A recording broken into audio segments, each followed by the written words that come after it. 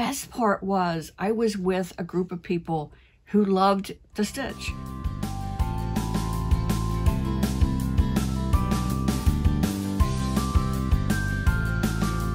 Hello and welcome to my FlossTube channel. I'm Jean Farish and I'm so glad that you're here with me right now. Last week was a catch-up week for me. As many of you know, I was traveling on what I called my southern tour for the month of February and did quite a few FlossTube videos while I was on the road. And so this past week was really catch-up for me, particularly catching up with some family things and just all those things that don't get done when you're on vacation. Although this trip was about 90% business and 10% vacation, but all of it was fun because I'm one of the lucky ones and I get to work in a field and with people that I really enjoy. So, where are we? One thing I did get done last week was to stitch a new design. What you're looking at here is the stitched design for what's going to be a class on an upcoming cruise. And this one is based on a Mexican sampler. And I used tropical colors for part of the theme of the cruise, which I'll tell you about in just a moment. When this gets put together, it will be a three-dimensional fob shaped very much like this one. And it can be used either as an ornament or as a scissor fob or just a decorative element of some sort. And I dyed the fabric for this class. And I'll be talking about this more later as far as how I got a consistent color, and I'm pretty sure I made it color fast. I have washed and ironed this piece, so there was very, very little, I really had to look hard for there even to be a tint of color in the wash water. I didn't use a color catcher, which kind of made me nervous, but I wanted to see what would happen if I just washed it under kind of normal circumstances. Of course, I used my usual Orvis soap, and I don't know whether or not that has an impact on it or not. But I was very pleased with how that came out, and I'm excited about the upcoming class that I'll be teaching. Now, this one will be a class that people will do pre-work on it. So when they get on the cruise ship, they'll have all the cross-stitching done, and at that point, we will cut it apart and make it into a three-dimensional ornament.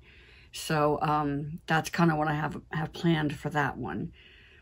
You know, I really want to share my biggest takeaway from that, what I call my Southern journey. And that is that I really need to be with people. I'm sure I'm not the only one who feels this way. There's just something about being with a group of people that share your passion. In this case, our passion for needlework. So I came home from that cruise and I said, I'm ready to do this again. And I don't even care where the ship goes. There's just something about being on a ship that you're on a floating island. You're on a floating 5-star hotel. And there are all kinds of wonderful amenities. But the best part was I was with a group of people who loved to stitch. And although I personally didn't get a lot of stitching done, I rested and relaxed, which I personally needed. I read a lot. I slept. I took walks around the ship. There was a great walking path it was actually on 2 levels of the ship, which was nice. It was kind of a figure 8. So you had just enough of an incline to get your heart rate up. But, you know, we of course had beautiful weather. We were in the Caribbean. So, I mean, what else can you say? Scenery was wonderful. Food was fabulous. And so I came home saying, I'm ready to do this again. So we have another cruise planned, a stitching cruise planned, that's very similar to the itinerary that I took. It won't be on exactly the same ship, but it will be on the Celebrity Cruise Line. And one of the things that makes this cruise different for me as an organizer is it's the shortest time we've had between when we've announced the cruise and when registration will close. And this all has to do with the scheduling and when money is due to the cruise line and when they expect us to send them a booking list, etc. And so although registration just opened last week, it is open now, we're going to have to close it May 1st. So we don't have a lot of time to get the word out and to share our excitement about the cruise. So I'm basically going to dedicate this time to telling you a little bit about it. Okay, so here's some of the nitty gritty. When we post cruise fares, it includes things like port fees and taxes, which are not always in published cruise fares that you see online. Our package includes Wi-Fi for all of the people in our group. You'll have a drinks package, which for those who like to have a glass of wine with their dinner, or a mixed drink, or I like my Kahlua and cream before I go to bed. It also includes sodas, which is not always included in a cruise fare. And those are the sort of costs that can really add up. So when we give a fare price, we are making it all-inclusive. And in fact, it even includes gratuities. For the stitching cruise part of this, our cruise fare will also include all of the onboard stitching activities other than the cost of the class kits, which we decided would be an individual thing. We didn't want to take that cost and spread it among everyone, because some people may not want to take a class, or they may want to take the needlepoint class and not the cross stitch class. And we are offering both on this summer cruise. So so that's about the only thing that's not covered. Although I will say that our class costs are relatively low, only because, unlike other organizers, we've already taken care of the teachers' transportation. We don't have hotel costs. We don't have a lot of the extra costs that shops and guilds incur that they very fairly pass on in the way of class fees. So when you look at our class fees and you say, wow, how come, you know, the other ones are so expensive? It's because they have costs that we don't have, or that we are absorbing and not passing it on to the individual students. So if you're new to cruising, let me share with you a couple things about what it costs to go on a cruise. Now, our cruise fares also do not include whatever airfare you may have to get to the cruise port. But once you're on the ship, I will tell you that the very first cruise I took, you know, I walked up to like, I hate to use the term snack bar, but I don't know what else to call it right now. You know, I just wanted to get, you know, a glass of iced tea and a cookie. And I fully, you know, was waiting for them to tell me what it cost. And the answer was nothing. On that cruise, I spent $12. I bought a Christmas ornament to have as a souvenir for my very first cruise. And other than that, I didn't spend a penny on that cruise. If you decide to do excursions, once we get to various ports, there's always a cost associated with that. But the amazing thing for a novice cruiser is to realize that everything is paid for before you get on the ship. All of your breakfasts, all of your lunches, all of your snacks, all of your drinks, all of your dinners. And our dinners include an appetizer all the way to dessert. So, and it includes the taxes and the gratuities for that as well. So when you stop and you add up, what would you spend on a 7-day vacation in a nice hotel that had a nice pool, good service? Take that amount of money times 7 breakfasts, 7 lunches, 7 dinners, including all the taxes and gratuities. And when you add that up, suddenly that ticket price for the cruise isn't so far-fetched. That's not to say that it's in everyone's budget. I do understand that.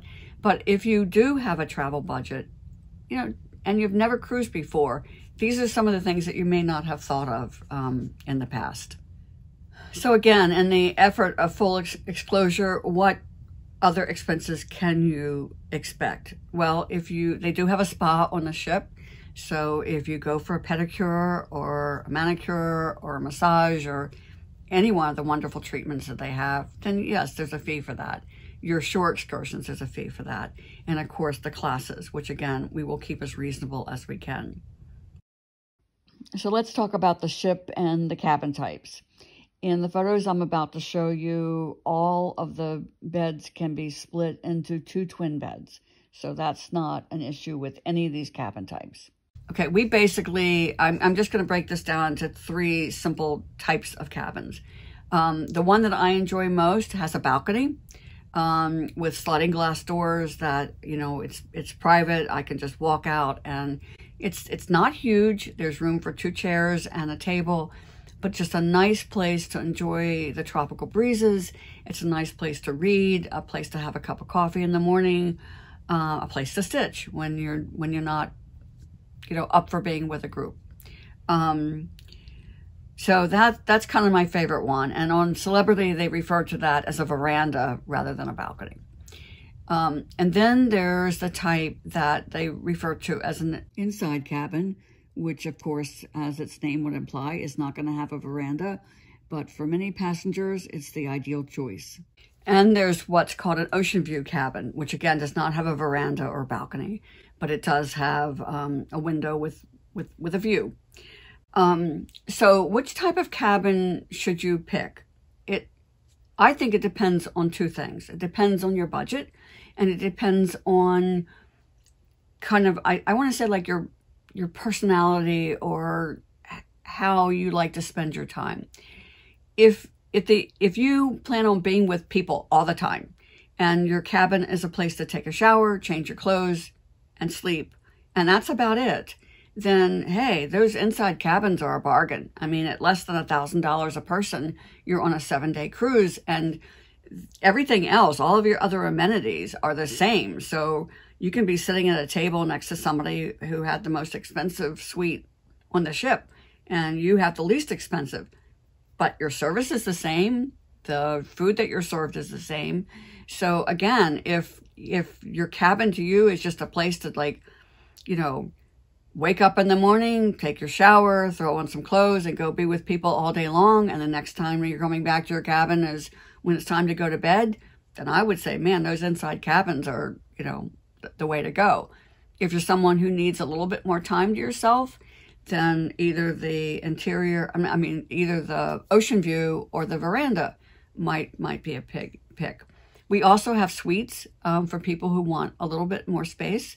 I think it also depends on whether you're coming by yourself or with one person, or if you're planning on sharing. So let's talk a little bit about size. If you're going on your first cruise, one of the things that's sort of shocking is how small the cabins are. Well, you're on a boat, so no, you're not going to have this big spacious, you know, like hotel suite sort of setup.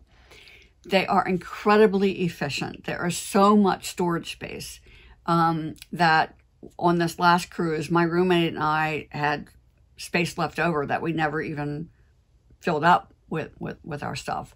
And of course, I think the nice thing when you're going on a tropical cruise is, like, I mean, what are you going to pack? Capris, a bathing suit, shorts, maybe a simple sundress for dinner.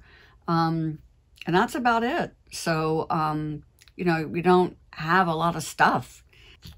Oh, and speaking of clothes, do you need fancy clothes? I think we all, well, not all of us, but many of us in my age group grew up watching Love Boat episodes and people dressing up for dinner and whatnot. And you still might see a little bit of that, but it's not evening gowns and tuxedos anymore. And I think most ships like it if we're in the main dining room, that you're not coming in a t-shirt, shorts, and flip-flops at dinner time. But that said, there's a wonderful buffet with great food that you can go in there in your bathing suit and a sarong as far as they're concerned. So don't get the impression that you have to have a cruise wardrobe if you're, again, new to cruising. Those of you who have been on before know all this stuff, and this is like old hat stuff. Okay, so now let's talk about roommates and or coming by yourself. We do have solo fares posted, and solo fares are about double what it would cost if you're in a space by yourself. Again, it's not like a hotel room where they have a price that's the same whether there's one person in the room or two. It's the complete opposite. They're expecting 2 people in each cabin. And so if you choose to come solo, then yes, it's going to be double the cost. And we do have people who come by themselves. And they find that that way they're by themselves as much time as they want to, and they're with people as much as they want to. And again, that's all a personal choice. We do have prices for triples. I would really caution anybody who is thinking about 4 people in a cabin if they're 4 adults. And I'll be glad to talk with anybody about it who's thinking about that. If you haven't been on a cruise, that might be a little tight to have 4 adults in one cabin. Of course, a lot of it depends on how well you know those people, I guess.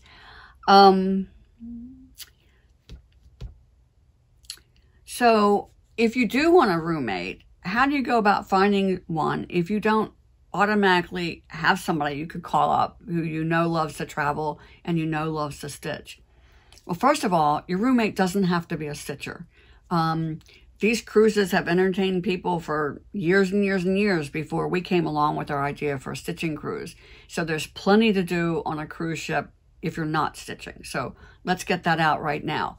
We have had as many as 10, 15, even 20 husbands come along with their wives on these cruises, and they it's nice because, you know, the wife can go out there and do all of her stitching stuff and still enjoy the travel with her husband.